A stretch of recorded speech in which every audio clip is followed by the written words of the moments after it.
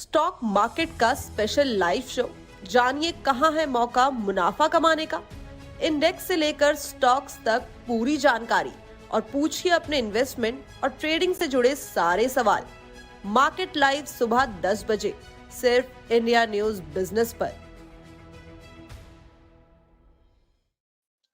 नमस्कार, एक बार फिर से स्वागत है आप सभी का इंडिया न्यूज बिजनेस के खास शो मार्केट लाइव में। और मैं हूं आपके साथ कंचन औटियाल। इस शो में हम बात करते हैं बढ़ते गिरते स्टॉक्स के बारे में। एक्सपर्ट से राय लेते हैं कि बाजार में इस वक्त हमें क्या करना चाहिए, क्या स्ट्रैटेजी को फॉलो करना चाहिए। साथ में लेते हैं एक्सपर्ट्स की रिकमेंडेशन। तो मिलवाते हैं आज के खास पैनलिस्ट से। सबसे पहले स्वागत करते हैं कवन पटेल जी का। नमस्कार सर, स्वागत है आपका शो में। नमस्कार Kanchan ji, thank you for having me on your show. Thank you for joining us sir. हमारे साथ जुड़ चुके हैं आइए रचित खंडेलवाल जी। नमस्कार सर, स्वागत है आपका। Good morning, ma'am. Good morning to all the panelists and guests. And as always, thank you for having me here. जी, thank you for joining us. और हमारे साथ जुड़ चुके हैं दिवम शर्मा जी। नमस्कार सर, स्वागत है आपका शो में। नमस्कार ma'am, thank you. Thank you sir. जैसे कि हम देख रहे हैं कि अब हम हफ्ते के आखिरी कारोबारी दिन पे पहुंच चुके हैं। फेस्टिव सीजन भी चल रहा है, लेकिन बाजार से कुछ ज्यादा अच्छे संकेत नहीं मिल रहे हैं। चाहे वो ग्लोबल टेंशन हम बोल दें या हम बोल दें कि अमेरिकन मार्केट का जो असर है वो हमारे मार्केट में देखने को मिल रहा है, वो भी कहीं ना कहीं ग्लोबल टेंशन के चलते ही देखने को मिल रहा है। ये जो घबराहट है बाजार के अंदर, ये कब तक रहने वाली है? क्या हम भी अब जो ये फेस्टिव सीजन आ रहा है वापस से हमें हरियाली बाजार में देखने को मिलेगी या फिर नहीं? सबसे पहले रचित सर आपसे है सवाल। मैम देखिए, ये फेस्टिव सीजन की आपने बात कर ली और सबसे पहले आपने मेरे से सवाल कर लिया। This is not something good because of the fact कि आप देखें from the end of July and starting of August, we at our end personally have not been very bullish with on the markets. और आज अगर आप ये समझना चाहें तो मैं तो ऐसे ही समझ रहा हूँ। एक हमारी नर्सरी राइम थी जो मैं थोड़ा सा शेयर करना चाहूंगा, जिससे मार्केट एक आपको क्लियर समझ में आ जाएगा, जो थी रिंगा रिंगा roses, wherein it continued like pocket full of roses and Aisha Aisha all fall down. Somehow I believe हम भी सेम स्टेट पे आ रहे हैं धीरे धीरे, और हम इंडिया ग्रोथ स्टोरी को लेके इतने हाइपर एक्टिवली पॉजिटिव हो रहे हैं जिसमें मुझे कहीं ना कहीं डर भी लग रहा है। और ये डर आप देखें, रशिया यूक्रेन रिजॉल्व नहीं हो रहा है, आपका इजराइल हमास एक अलग फ्रंट में प्रॉब्लम खड़ा हो गया है। उधर जेरेमी पॉवेल का आप कल का स्टेटमेंट सुने तो he was very categorically clear that inflation is still not very comfortable and rate hike हम आगे कर सकते हैं। वहां पे भी ये चीज क्लियर नहीं हो रही है कि अगर रेट हाइक आप ना करें और कोई और अगर इसका सोल्यूशन निकालना चाहे, वो ये समझ नहीं पा रहे। उसके साथ साथ एक और बहुत अजीब सी चीज है। कुछ टाइम पहले हमने एक शो किया था जिसमें हमने बात करी थी कि यूएस गवर्नमेंट शटडाउन की बात कर रही है। अब उस यूएस गवर्नमेंट शटडाउन में उनको बहुत प्रॉब्लम हुई थी। उस शो में हमने एलैबोरेट करके पूरा समझाया भी था कि क्यों गवर्नमेंट को क्या क्या चीजें करनी पड़ती हैं। और अब कल जो बाइडेन ने यूएस कांग्रेस में ये चीज और कर दी है कि हमको और फंड रेजिंग करने की जरूरत है क्योंकि हमको यूक्रेन को सपोर्ट करना है। So I am unable to understand, इतना होकस फोकस पूरी सिचुएशन हो रखी है। आप डोमेस्टिक फ्रंट में भी बात करें तो डोमेस्टिक में भी आप देखें कि जो अभी हमारा एक बहुत बड़ा सेक्टर है जिससे हमारी जॉब्स बहुत ज्यादा क्रिएट होती हैं, आईटी में भी रिजल्ट्स पर ओके। आगे के गाइडेंस जो मार्केट लीडर्स हैं, चाहे इन्फी आप देख लें चाहे टीसीएस देख लें, आगे गाइडेंस सही नहीं दे रहे। कहीं ना कहीं हायरिंग को लेके भी एक सवालिया निशान उठ रहा है, कहीं ना कहीं उनके अप्रेजल्स को लेके भी सवालिया निशान उठ रहा है। तो हमारा जो डोमेस्टिक मार्केट है, जहां बाहर से जहां से पैसा आता है हमारे मार्केट में फंड फ्लो क्रिएट करने के लिए, कहीं ना कहीं वहां भी आपको दिक्कत दिख रही है। आप बजाज फाइनेंस के भी अगर रिजल्ट देखेंगे तो उनका जो एनआईए नेट इंटरेस्ट मार्जिन जो हमने आपके शो में डिस्कस भी किया था, वो भी कम हो गया है। तो कहीं ना कहीं हम जो इतने ज्यादा यूफोरिक होके बैठे हुए हैं कि नहीं हमें तो ग्लोबली से कोई कनेक्शन नहीं है, ग्लोबल कनेक्शन हम नहीं लेके बैठे हैं एंड सारा का सारा हम ही कर लेंगे, हम ही खा लेंगे, हम ही कमा लेंगे, हम ही उगा लेंगे। That's not the way how it functions. Somehow I believe कि अभी भी बहुत कॉशियस अप्रोच रखने की जरूरत है। और जिस तरीके से सारा जियोपॉलिटिकल टेंशन, क्योंकि हम सब बातें तो करते हैं इसकी बट कोई अंदर तक समझना नहीं चाह रहा है। कल एक और न्यूज फ्लैश हुई wherein Putin was seen with a nuclear briefcase। अब ये छोटी छोटी न्यूज होती है जो कब बड़ा इंपैक्ट करते हैं किसी को नहीं पता।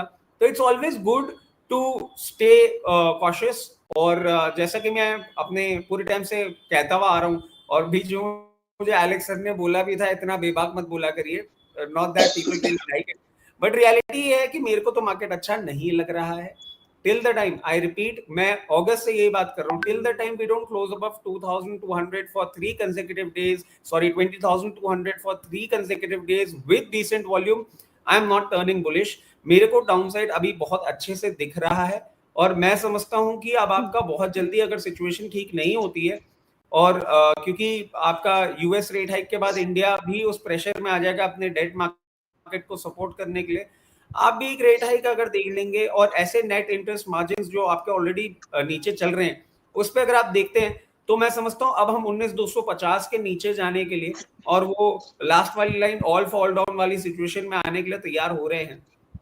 तो I don't really see any good euphoric thing happening in the market right now. जी, ठीक है।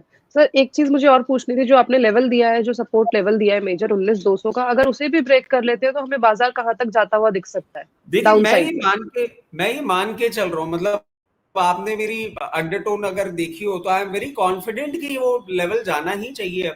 मेरे को नहीं लग रहा है मार्केट के पास कोई भी बहुत बड़ा वैलिड रीजन है। मतलब आप अपनी एसआईपी, आप अपने म्यूचुअल फंड इन्वेस्टमेंट के चलते कब तक मार्केट रुकेंगे? डॉलर इंडेक्स 106 के ऊपर है, रुपी ऑल टाइम लो पे है, FIIs are continuously selling, why do you think we will sustain?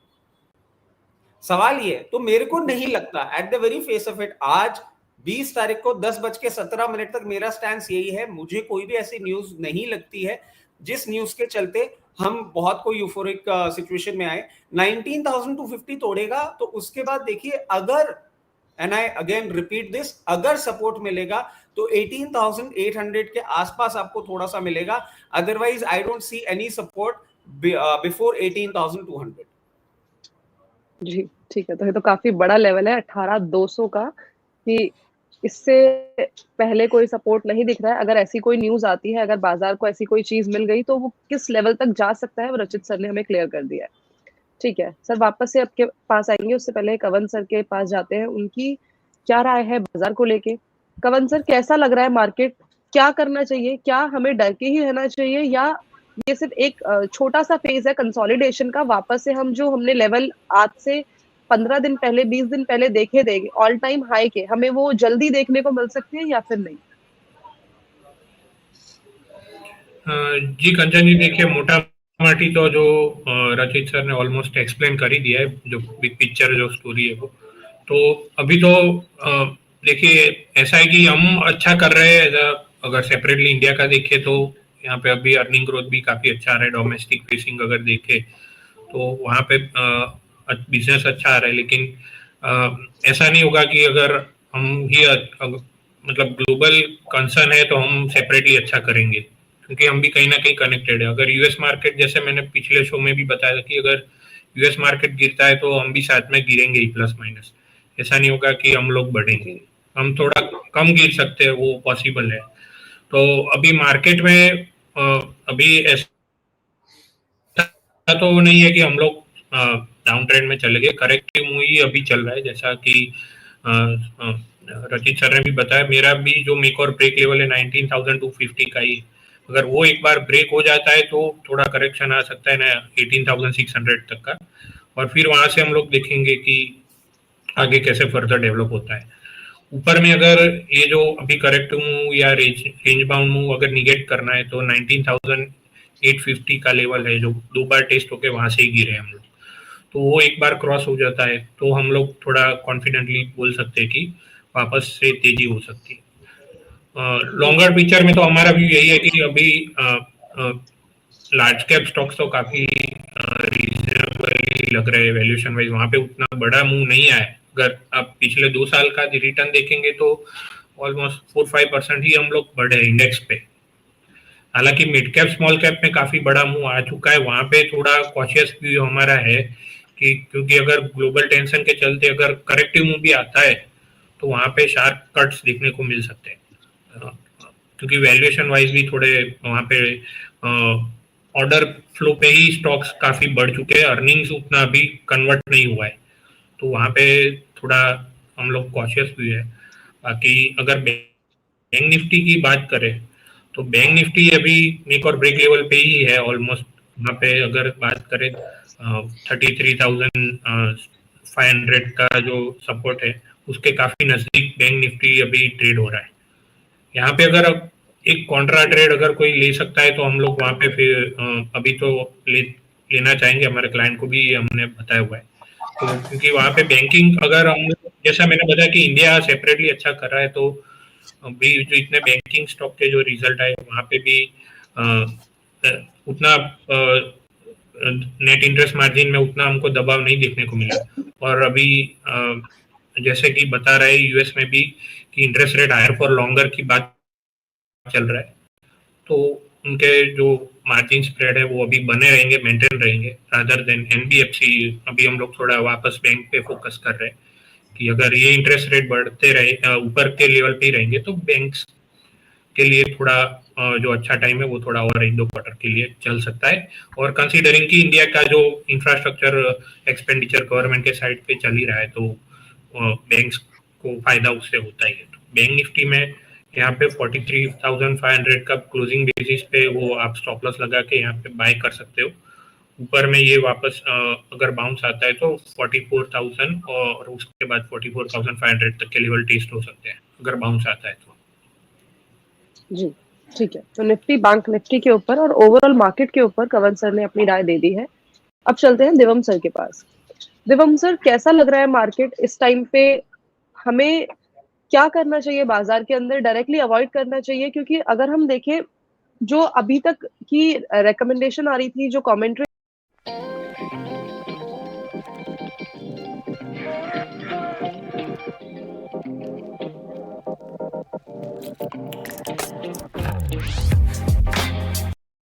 Maintain करना चाहिए, स्टॉक स्पेसिफिक रखना चाहिए, क्योंकि अगर हम पिछले 2-4 दिन से देखें तो स्टॉक्स में भी कुछ अच्छा खासा मूवमेंट देखने को हमें नहीं मिल रहा है।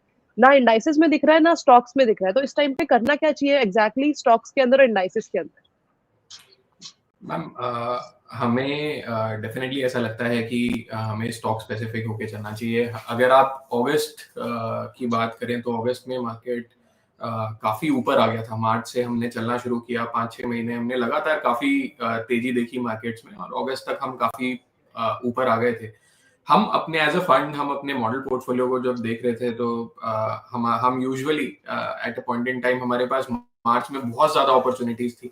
सिंगल डिजिट मल्टीपल्स पे हमें शेयर मिल रहे थे।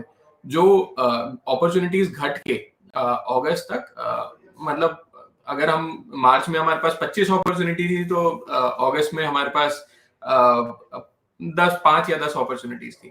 तो डेफिनेटली अपॉर्चुनिटीज बहुत कम हो गई थी, बट ग्रेजुअली हमने कुछ ब्रॉडर मार्केट में कुछ जगह अब फ्रेश अपॉर्चुनिटीज आते हुए देखा है।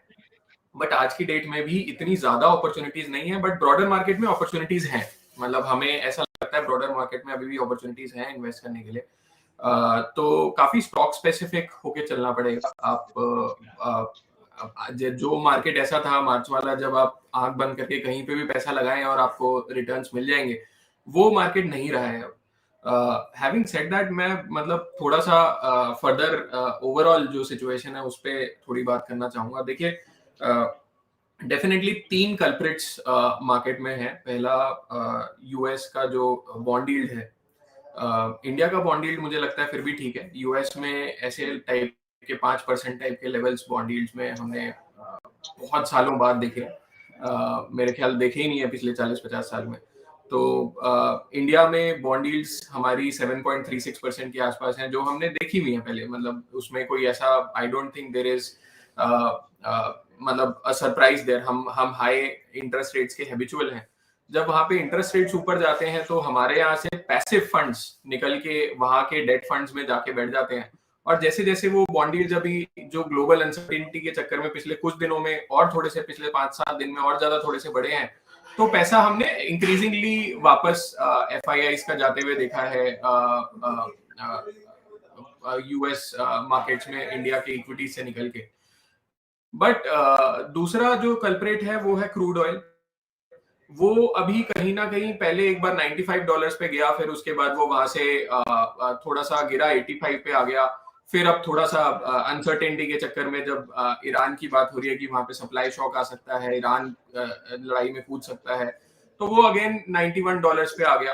तो ये जो अनसर्टेनिटी है, इसके चक्कर में हमें लगता है कि डेफिनेटली अगर ये $100 $105 के ऊपर चला जाता है तो एक काफी इशू हो सकता है मार्केट को। तीसरा जो एक शॉक है दैट इज डॉलर इंडेक्स। तो डॉलर इंडेक्स में भी हमने 106 के ऊपर जाते हुए देखा। मुझे लगता है कि ये जब अनसर्टेनिटी होती है तो डेफिनेटली पैसा वापस अभी डॉलर में जा रहा है और पैसा वापस गोल्ड में जा रहा है, सेफ जहां पे लग रहा है अगर तो वापस जा रहा है पैसा। तो ये 3 कल्प्रिट्स हैं, बट मुझे ऐसा लगता है कि ये बॉर्डर लाइन केसेस हैं। क्रूड अगर आप अच्छा कुछ और मैं चीजें बात करूंगा। अगर आप हमारे डोमेस्टिक फैक्टर्स को देखें, इकोनॉमिक फैक्टर्स को, तो हमारे डोमेस्टिक इकोनॉमिक फैक्टर्स अभी भी रोबस्ट हैं। हालांकि कुछ हमारा एनर्जी कंजम्पशन कम आया इस बारी, बट जीएसटी कलेक्शन अच्छा रहा है, हमारा आईआईपी नंबर्स अच्छे रहे हैं। हम जो कॉन्टिन्यूइंग बेसिस पे, प्लस हमारे काफी एक कुछ चीजें हैं जो स्पेंडिंग को काफी इन्फ्लेट करती हैं, जैसे पॉलिटिकल स्पेंडिंग है ड्यूरिंग इलेक्शंस, जैसे आप देखेंगे दिवाली की स्पेंडिंग है, जैसे वर्ल्ड कप की स्पेंडिंग है, कुछ कंजम्पशन स्पेंडिंग हमें अभी भी आ रही है। आप ऑटो नंबर्स देखेंगे तो अभी भी वहां पे रोबस्टनेस दिख रही है। अगर आप मॉनसून को देखेंगे तो मॉनसून अगस्त में थोड़ा सा खराब था, बट सितंबर में उसने रिकवर किया था। तो हमारे डोमेस्टिक फैक्टर्स, अगर आप हमारी कंपनी की जो Q2 के जो रिजल्ट्स आ रहे हैं वो भी मतलब आप कुछ सेक्टर्स को थोड़े से उनकी नेगेटिव कमेंट्रीज हैं जो ग्लोबल ओरिएंटेड सेक्टर्स हैं, बट हमारे डोमेस्टिक सेक्टर्स में हम लोग काफी चीजें पॉजिटिव भी देख रहे हैं। हम लोग कैपेसिटी एडिशन होते हुए देख रहे हैं, हम ऑर्डर इनफ्लोज आते हुए देख रहे हैं, हम मार्जिन थोड़े से इंप्रूव होते हुए देख रहे हैं। तो एक मिक्स सिचुएशन है। आई वुड नॉट से कि it is a very bad situation. Having said that, ऐसी जब अपॉर्चुनिटी, ये ऐसी सिचुएशंस आती हैं, अपॉर्चुनिटी भी देके जाती हैं। आपने मार्च में देखा कि जब सब लग रहा था कि दुनिया, जब हमने कोविड के टाइम पे देखा, माफ करिएगा, कि सब खत्म हो जाएगा, तब सबसे ज्यादा अपॉर्चुनिटीज निकल के आई। तो मुझे ऐसा लगता है ये जो वॉर वगैरह जो है आज की डेट में, that is more of commercial wars than anything else these days, and a lot of these wars हम बोलते हैं कि हम इसमें कूद जाएंगे, सारे बड़े बड़े देश आ जाते हैं कि हम ये आपके साथ हैं, हम आपके साथ हैं, बट हमने जिस तरीके से यूक्रेन को बर्बाद होते हुए देखा, जिस तरीके से हम ये गाजा को बर्बाद होते हुए देखा, मुझे ऐसा लगता है कि हम बहुत सिग्निफिकेंट यहाँ से एस्केलेशन, जहां पे कंट्रीज ऑल आउट कूद जाएं इस लड़ाई में और अपने पूरे देश को वॉर में बर्बाद होते हुए देखें, आई don't think that is gonna happen.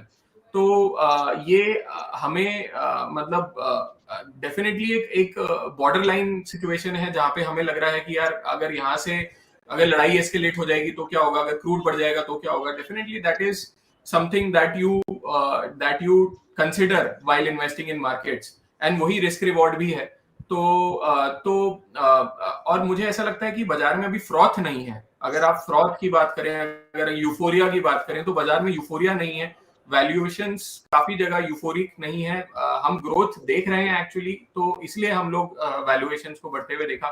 अगर ये बात भी तय है, and everybody would acknowledge that अगर हमारा यहाँ से मार्केट, अगर बॉन्ड डील्स रुक जाएं और वहां से थोड़ी सी नीचे आए, तो डेफिनेटली हम FIIs का पैसा वापस इंडिया में आते हुए देखेंगे। एंड वो definitely every FII coming on the media is saying that कि हम इंडिया को लेके काफी बुलिश हैं और इंडिया में पैसा लगाने को, इंडिया की GDP को ग्रोथ को देख के बहुत बुलिश है। तो डेफिनेटली पैसा वापस आएगा। पब्लिक केपेक्स अभी हो रहा है, पब्लिक केपेक्स अभी कंटिन्यूइंग हो रहा है, वो बहुत पॉजिटिव है। GDP मल्टीप्लायर सबसे ज्यादा आता है। प्राइवेट केपेक्स हो रहा है, कैपेसिटी एडिशंस हो रही है। तो देखिए, मुझे लगता है कि हम इतनी खराब सिचुएशन में नहीं है। ये अगर गिरावट आती है और आने के चांसेस हैं, अगर गिरावट आती है तो बहुत अपॉर्चुनिटी देके जाएगी। जी, तो हम मोटा मोटी ये समझ सकते हैं कि डिप्स पे हमें एक बाइंग करने के लिए एक अपॉर्चुनिटी मिल रही है बाजार के अंदर। जो गिरावट आ रही है वो किसी भी रीजन से आ रही है, चाहे वो ग्लोबल टेंशन की वजह से आ रही है, चाहे वो अदर फैक्टर्स की वजह से आ रही है, लेकिन हमें एक अगर कोई डिप मिलता है तो वहां पे हमारे लिए एक अपॉर्चुनिटी है। जैसे कि जिस टाइम पे कोविड था, उस टाइम पे भी जब बाजार के अंदर डिप आया था, सब बाजार से घबरा गए थे, एक पैनिक क्रिएट हो गया था बाजार के अंदर, लेकिन जिन्होंने खरीदारी कर ली थी, उसके बाद उनके जो लेवल्स थे, जो पर्टिकुलर स्टॉक्स के और इंडाइसेस के लेवल थे, वो हमने रिटर्न देखा है कि कितना ज्यादा रिटर्न देके गए थे। तो इस टाइम पे पैनिक करने की सिचुएशन नहीं है, ऑल्दो इस टाइम पे वेट एंड वॉच, और आपको स्टॉक स्पेसिफिक अप्रोच रखनी है कि कौन से ऐसे अच्छे स्टॉक्स हैं जिनको आपको आइडेंटिफाई करना है, जो हमारे एक्सपर्ट्स आपको रेकमेंड करते रहते हैं, ताकि अच्छा खासा बाजार से आपको एक प्रॉफिट मिलता रहे। ठीक है, बाजार के ऊपर ओवरऑल राय ले ली है। दिवम सर, एक चीज मैं और पूछना चाहूंगी, इस टाइम पे अगर हम सेक्टर वाइज अगर कोई अप्रोच रखना चाहे, तो वो कौन सा सेक्टर होगा जहाँ पे हमें अपनी नजर बना के रखनी चाहिए?